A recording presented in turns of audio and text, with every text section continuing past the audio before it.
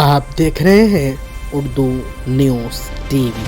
अस्सलाम वालेकुम, आदाब। मैं हूं शफीउल्लाह। AIMM के सदर और बैरिस्टर असदुद्दीन ओवैसी ने ईरान पर हमले की शदीद मजम्मत की है। इन्होंने सुप्रीम लीडर आयतुल्लाह अली ख़ामनाई की हलाकत को गैर इंसानी, गैर कानूनी और गैर अखलाक़ी करार देते हुए इसे बैनुल अक़वामी क़वानीन की संगीन खिलाफ वर्जी ठहराया है।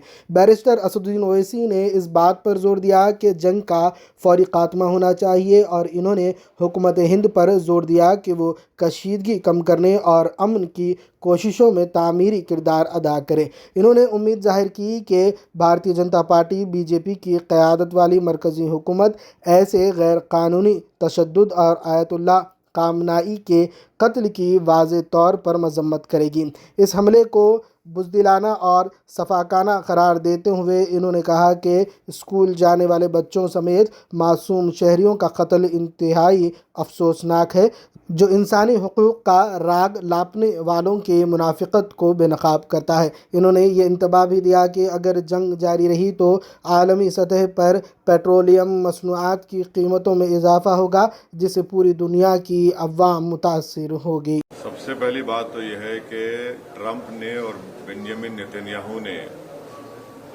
रमज़ान के मुबारक महीने में, जहां पर पूरी दुनिया के मुसलमान रमज़ान में रोज़ा रखते हैं, इबादत करते हैं रातों में, ऐसे मुबारक महीने में उन्होंने मिलकर ईरान पर हमला किया है और ये भी नहीं समझा कि मुबारक महीना रमज़ान का है।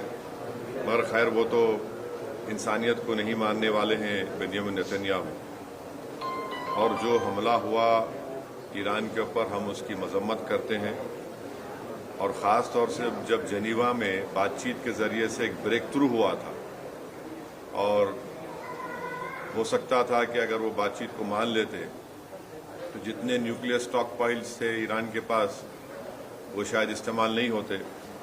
मगर अब इन्होंने मिलकर ईरान पर हमला किया, जिसकी वजह से 200 से ज़्यादा लोगों की मौत हुई है और एक लड़कियों के स्कूल में 108 जो बच्चियां स्कूल में पढ़ते हैं उनकी मौत हो गई। आयतुल्लाह ख़ामेनी की मौत हुई है और मैं इसको इमोरल और अनलॉफुल एक्ट मानता हूं आयतुल्लाह ख़ामेनी की मौत को। और मेरी तरफ से, हमारी पार्टी की तरफ से ना सिर्फ उनके शिया वर्ल्ड को बल्कि पूरे लोगों को जो उनको अपना रहबर मानते थे, शिया कौम उनको अपना रहबर मानती थी, और हम ये मुतालबा करते हैं कि ये जंग ख़त्म होनी चाहिए और भारत सरकार को इसमें अपना रोल निभाने की ज़रूरत है।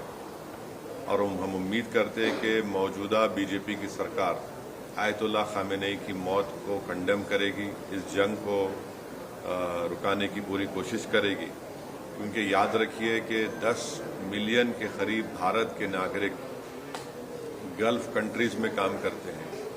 और अभी इत्तला आई कि ओमान के पोर्ट पर शायद हमारे एक इंडियन वर्कर की जख्मी भी हुए हैं। तो ये बहुत, अगर ये जंग नहीं रुकेगी तो फिर ये बहुत आगे बढ़ेगी, ये टर्मोइल होगा पूरे इलाके में।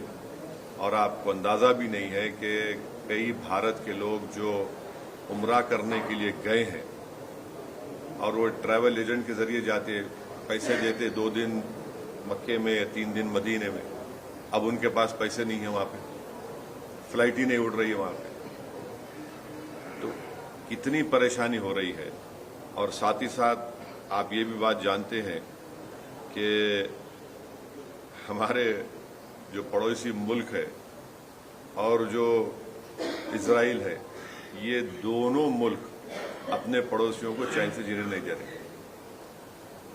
अफगानिस्तान में हमला और फिर इजराइल जो है बार बार जून में ईरान पे हमला किया, और इजराइल बेंजामिन नेतन्याहू ने 70,000 से ज़्यादा फ़लस्तीनियों का जेनोसाइड किया। ये जेनोसाइडल रजीम है और जो हमेशा शरारत करते रहते हैं।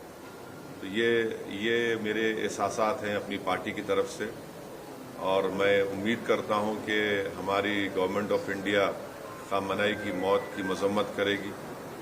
और अगर ये जंग नहीं रुकेगी जो एक इलीगल है और कोई ख़तरा नहीं था किसी को, सिर्फ दबाना चाह रहे थे और जुल्म कर रहे हैं इस तरह वहाँ पर हमला करके, और इसके जो नताइज निकलेंगे वो बुरे निकलने वाले हैं।